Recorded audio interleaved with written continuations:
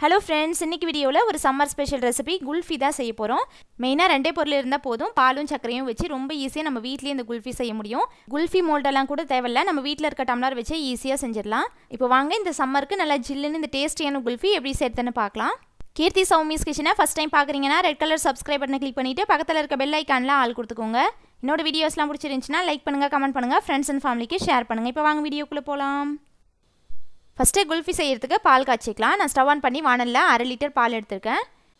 இந்த 1/2 லிட்டர் பாலுக்கு எனக்கு 5 குல்ஃபி வந்துச்சு. உங்களுக்கு எவ்வளவு தேவையோ அந்த அளவுக்கு பால் எக்ஸ்ட்ரா எடுத்துக்கோங்க. இப்போ இந்த குட்டி பவுல்ல ஒரு 2 டேபிள் ஸ்பூன் பால் தனியா எடுத்து வச்சிருக்கேன். இதுல 1 டீஸ்பூன் கார்ன் ஃப்ளவர் சேர்த்து கட்டி இல்லாம இத நல்லா கலந்து வச்சுக்கலாம்.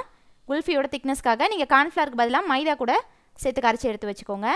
பால் ஒரு 10 நிமிஷம் நல்லா கொதிக்கட்டும். ஃபுல் ஃபேட் மில்கா எடுத்துக்கோங்க. அதுல தான் குல்ஃபி நல்லா சாஃப்ட்டா ஸ்மூத்தா இருக்கும். லோ ஃப்ளேமில் வச்சுட்டு ஒரு 10 நிமிஷம் இந்த பால் நல்லா கொதிக்க வச்சுக்கலாம். ஒரு கரண்டி வச்சு இந்த மாதிரி அடி பிடிக்காத மாதிரி மிக்ஸ் பண்ணி விட்டுக்கிட்டே இருங்க.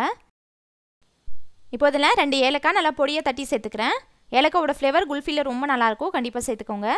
இப்போ அதை நல்லா கலந்து விட்டு இது ஒரு 5 நிமிஷம் நல்லா கொதிக்கட்டும். லோ ஃப்ளேம்லேயே வச்சு கொதிக்க வச்சுக்கணும். முடிஞ்ச அளவுக்கு பால் நல்லா திக்காகணும். இப்போ இதில் கண்டென்ஸ்டு மில்க் சேர்த்துக்கிறேன். நீங்கள் இதுக்கு பதிலாக சக்கரை கூட சேர்த்துக்கலாம். 2 டேபிள் ஸ்பூன் கண்டென்ஸ்டு மில்க் சேர்த்துக்கிறேன். இது சேர்க்கறதுனால குல்ஃபி நல்லா க்ரீமியாக டேஸ்ட்டும் நல்லாயிருக்கும். இல்லைனா பரவாயில்ல, நீங்கள் இதுக்கு பதிலாக 2 டேபிள் ஸ்பூன் சக்கரை சேர்த்துக்கலாம். இது கூட நான் இன்னும் 2 டேபிள் ஸ்பூன் சக்கரை சேர்த்துக்கிறேன். இது நல்லா கலந்து விட்டுட்டு டோட்டலாக ஒரு 1/4 கப் அளவுக்கு சக்கரை சேர்த்தோன்னா போதும். 1/2 லிட்டர் பாலுக்கு 2 டேபிள் ஸ்பூன் சக்கரை சேர்த்துட்டு இதை நல்லா கலந்து விட்டு சக்கரை நல்லா கரைஞ்சி பால் நல்லா திக்காகணும். பால் நல்லா கொதிச்சிருக்கணும். மினிமம் ஒரு 20 மினிட்ஸாவது கொதிக்க வச்சோம் அப்படின்னா தான் குல்ஃபி கொஞ்சம் க்ரீமியாக இருக்கும். இல்லைனா ஐஸ் மாதிரி ஆகிடும்.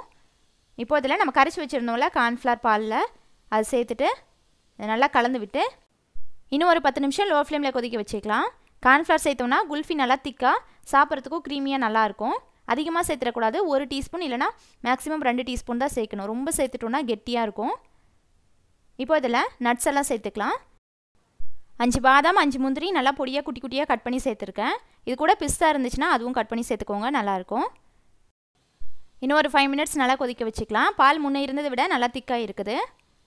சைடில் இருக்க ஆடையெல்லாம் நல்லா எடுத்து விட்டுருங்க. அதெல்லாம் தனியாக எடுத்துடக்கூடாது. அவ்வளோதான், பால் ஓரளவுக்கு திக்காயிருச்சு. இப்போ ஸ்டவ் ஆஃப் பண்ணிவிட்டு ஒரு 1/2 மணி நேரம் இதை நல்லா ஆற வச்சுக்கலாம்.